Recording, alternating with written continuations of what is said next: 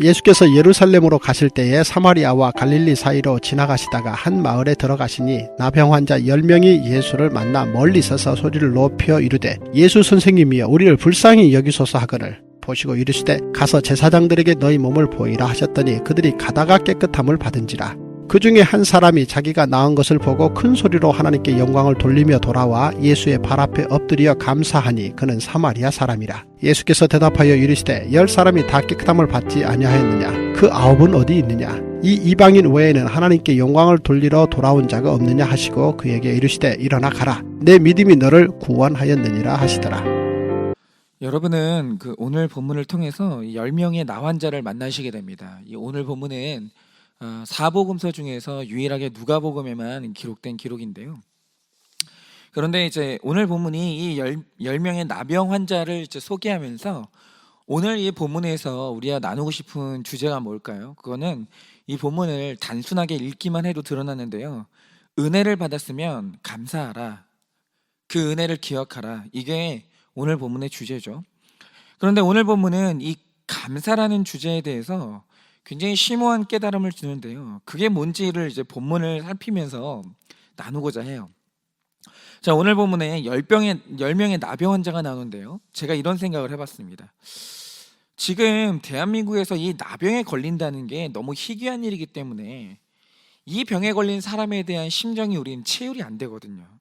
그런데 요즘 대한민국이 이 나병 환자들이 느끼는 것이 뭐였는지 체휼할 만한 이 접점이 생긴 거예요. 그게 뭡니까? 일단 이 나병은 이 강력한 전염병입니다.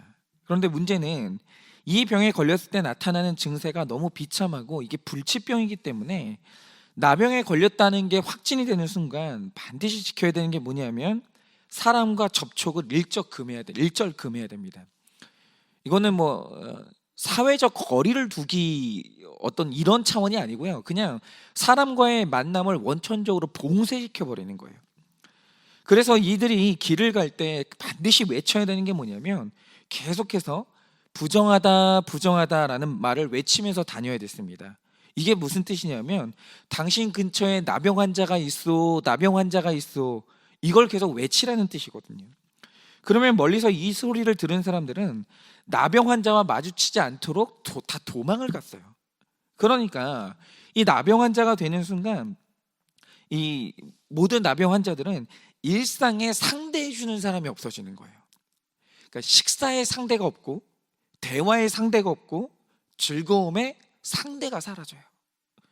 그러니까 이 나병 환자의 가장 큰 고통이라는 것은 그 질병 그 자체보다 질병이 가져온 모든 일상의 박탈, 이게 나병 환자를 가장 힘들게 만들었던 겁니다.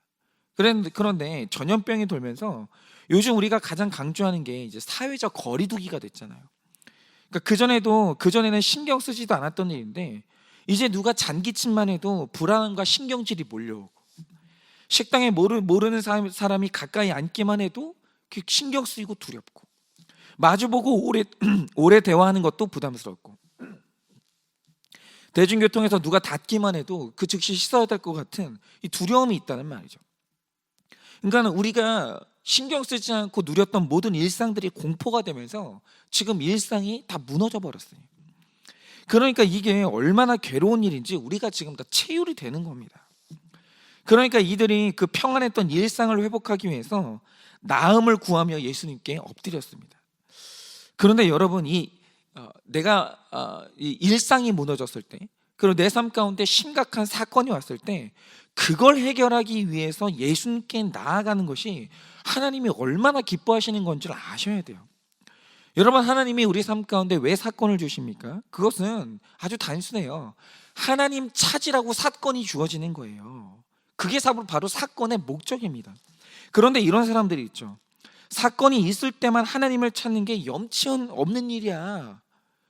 근데 내가 해결한 다음에 평안할 때 가야 진짜지 이러면서 사건이 와도 사람 찾고 방법을 찾지 하나님을 찾지 않는 사람들이 있어요. 여러분, 그런데 그거 하나님이 미워하시는 일이에요. 사건은 하나님을 부르라고 주시는 사건인 거예요. 여러분, 평안할 때 누구나 하나님을 잊을 수 있죠. 그러나 사건이 있을 때 그것을 나를 부르시는 하나님의 음성으로 듣고 하나님을 찾는 것, 이것은 굉장히 좋은 신앙이에요. 그러니까 이들이 벌써 좋은 신앙으로 나아간 거죠. 그런데 거기서 끝났냐? 아니죠. 그러자 이들이 예수님 앞에 나오자 예수님이 이들에게 처방을 주시는데 그 처방이 뭡니까? 지금 당장 너희 몸을 제사장한테 보여주라는 거예요. 왜냐하면 언제나 그 질병에 걸렸던 사람이 깨끗함을 입을 때는 제사장한테 보이고 제사장이 너는 정결하다는 선언을 해줘야 그가 이제 완전히 자유함을 얻는 거예요.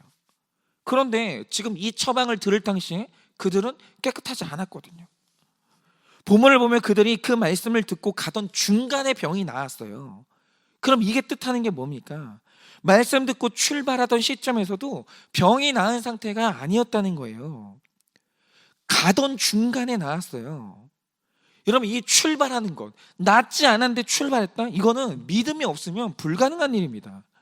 여러분, 성경은 굉장히 중요한 원리 하나가 있는데요, 나아만이 병을 나을 때도 그랬고 이스라엘 백성 앞에서 요단강이 갈라질 때도 그랬는데 언약의 말씀을 내 품 안으로 끌어당길 수 있는 건 증거나 현상 후에 믿는다고 선언하는 거 가지고는 안 된다는 거예요.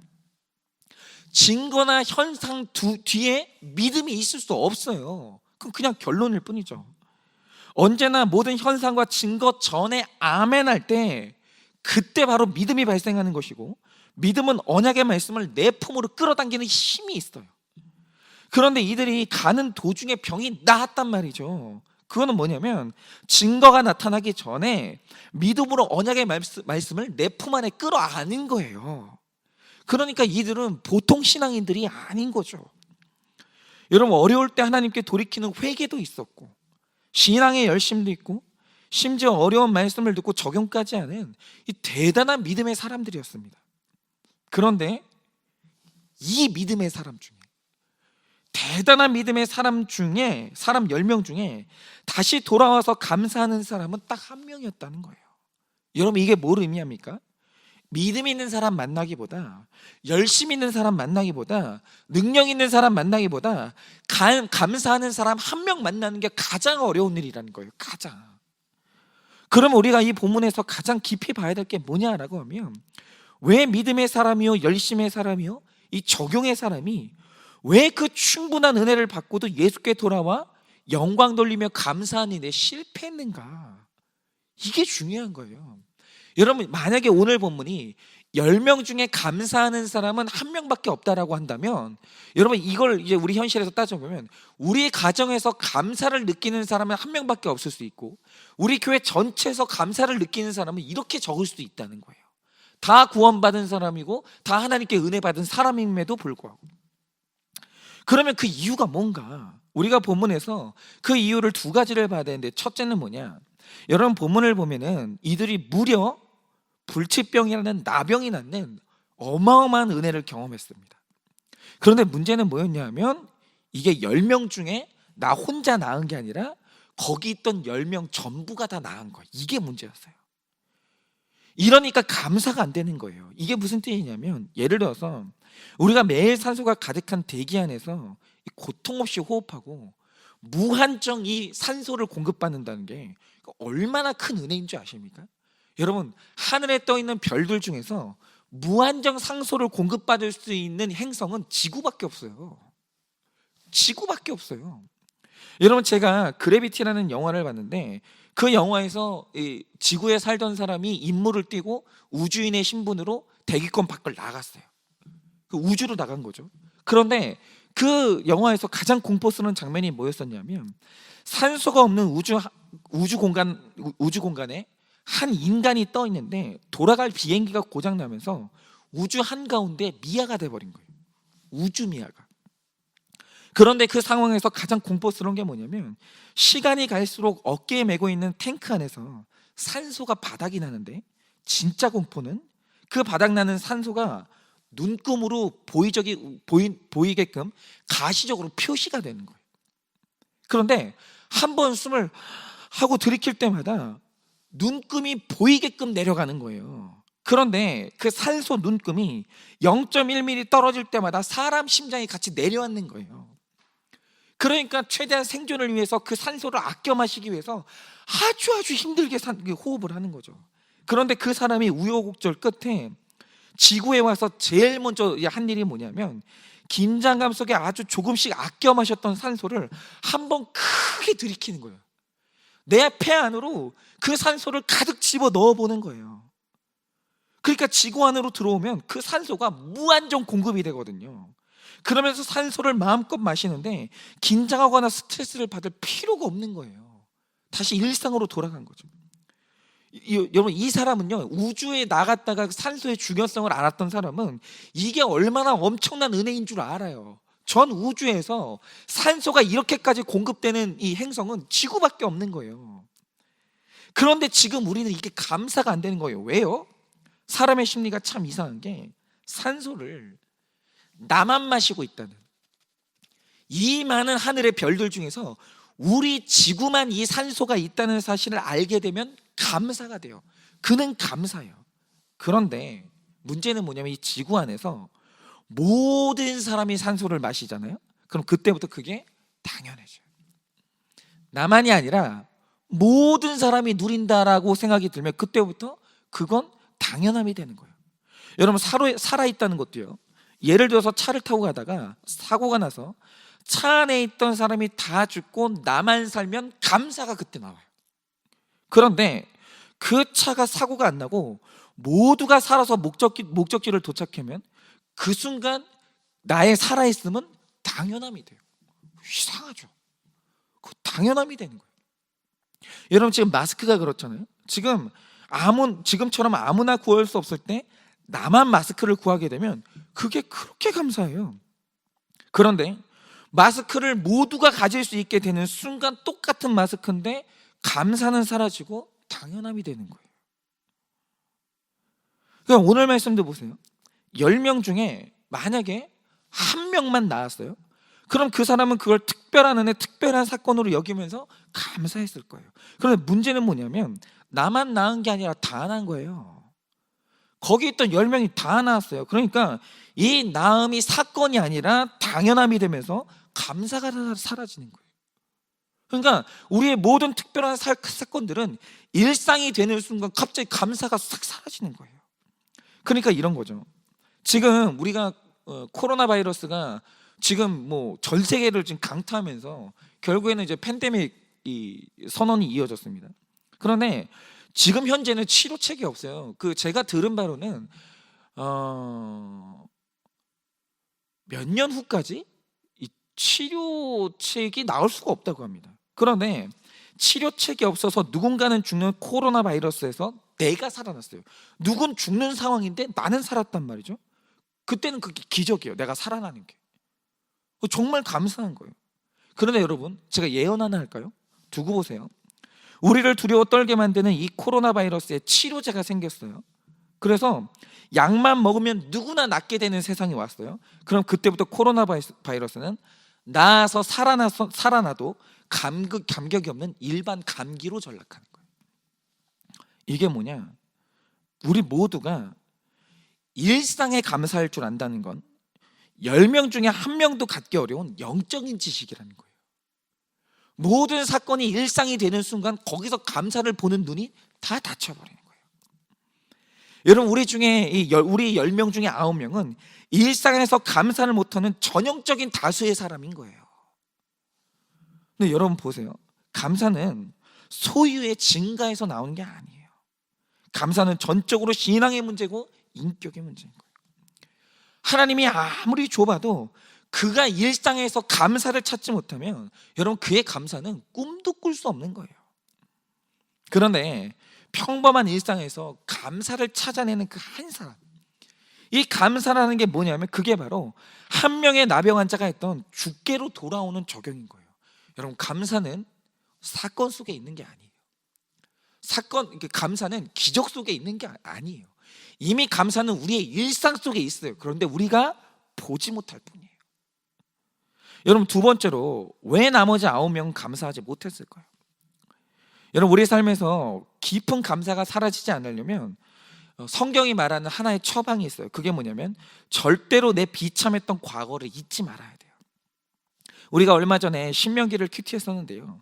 신명기는 이제 광야 생활을 마치고 약속의 땅에 들어가는 광야 2세대를 향한 모세의 유언이었어요. 그런데 이제 그 광야 생활을 마치고 약속의 땅에 들어가는 이들에게서 모세가 가장 걱정했던 게 뭘까? 근데 여러분 그거 아십니까? 성경 전체에서 기억하라는 말이 이 명령어가 압도적으로 많이 나오는 성경이 신명기예요.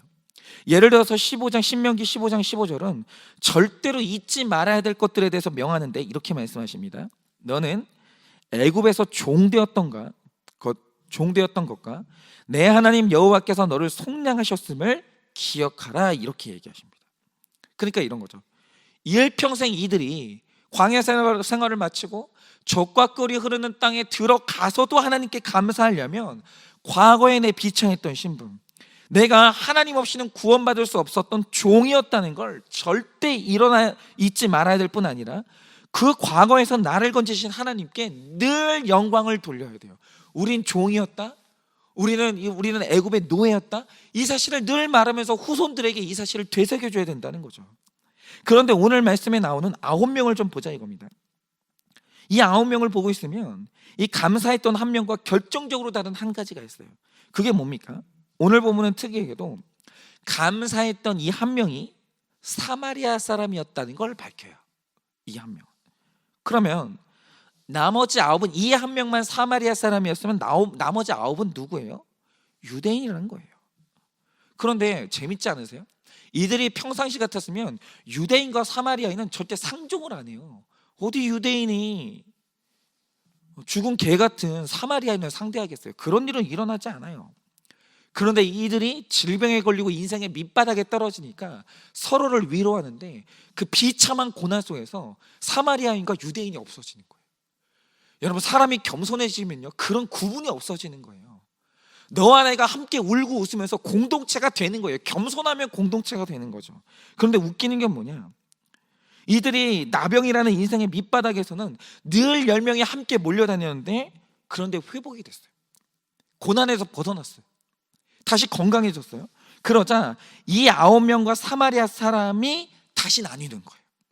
이 말 뜻이 뭐냐면, 이들이 낳자마자 함께 의지하고 살았던 나병 환자의 때를 잊고 그 즉시 유대인의 교만함으로 돌아가서 동료였던 사마리아 사람을 무시하고 버리는 거예요. 다시는 상종하지 않는 거예요. 여러분, 이게 뭡니까? 그들의 몸이 회복된 것까지는 좋았는데 문제는 뭐냐? 몸이 회복되면서 마음에 있던 교만함도 회복이 돼버린 거예요. 그런데 마음에 이 교만함이 있으면 내가 나병 환자였다는 사실, 그리고 유대인으로서 사마리아 사람과 함께 공동체를 이뤘다는 사실이 뭐가 되는지 아십니까? 숨기고 싶고 잊고 싶은 과거가 되는 거예요. 교만하면 그렇게 되는 거예요. 과거의 내 신분이 잊고 싶고 덮고 싶은, 숨기고 싶은 게 되는 거예요.